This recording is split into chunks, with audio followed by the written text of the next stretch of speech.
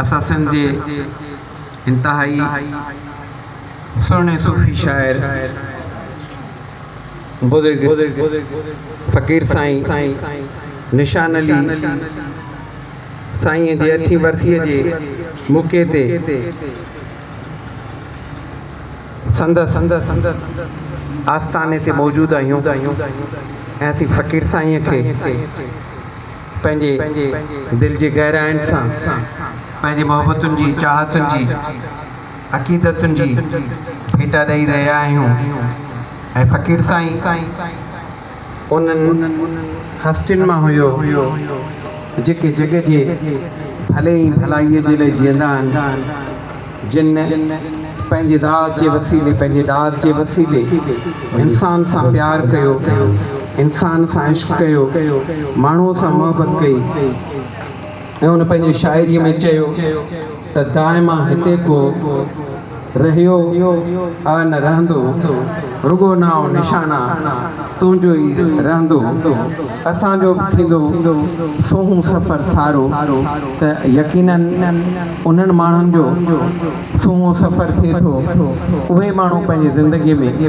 सफलता हासिल कनि था जेके जग जो भलो ऐं जग जो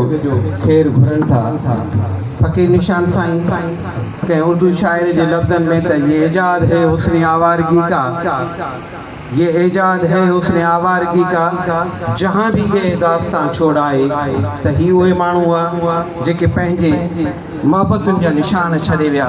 पंहिंजे मोहबतुनि जा पेरा छॾे विया छो त मुर्शिद लतीफ़ चयो त हितां खणी हुत जिन रखियूं से रसियूं ऐं पोइ साजन सूंहं सुर्त विखाई वेझो घणो साजन सूंहं सुर्त उन्हनि माण्हुनि खे विख खां बि वेझो हूंदी आहे जेके पंहिंजो सफ़र प्यार सां कंदा आहिनि मोहबत सां कंदा आहिनि चाहतुनि सां कंदा आहिनि ऐं असांजी ख़ुशबख़्ती इहा आहे त असां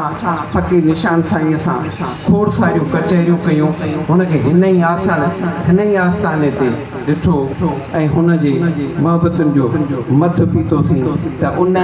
सुहिणे सूफ़ीअ जे पाण हिन प्रोग्राम में आहियूं ऐं सिंध जा इंतहाई सुहिणा रागी जेके आहिनि उहे फ़क़ीर निशान साईं खे यादि कंदा उनखे पंहिंजे मोहबतुनि चाहतुनि जी भेटा ॾींदा आसिफ़ अली लांगा तमामु सुहिणो नौजवान रागी आहे जेको स्टेज ते मौजूदु आहे ऐं पाण फ़क़ीर निशान साईं जे 8वीं यादि वारे हिन प्रोग्राम में शुरूआति कयूं था आसिफ़ साईं जे उन ख़ूबसूरत ऐं मधुर आवाज़ सां त आउं सम्झां थो त तव्हांजे आसिफ़ साईं जे विच में वधीक घणी दीवार बणिजे न खपे आसिफ़ साईं स्टेज ते मौजूदु आहे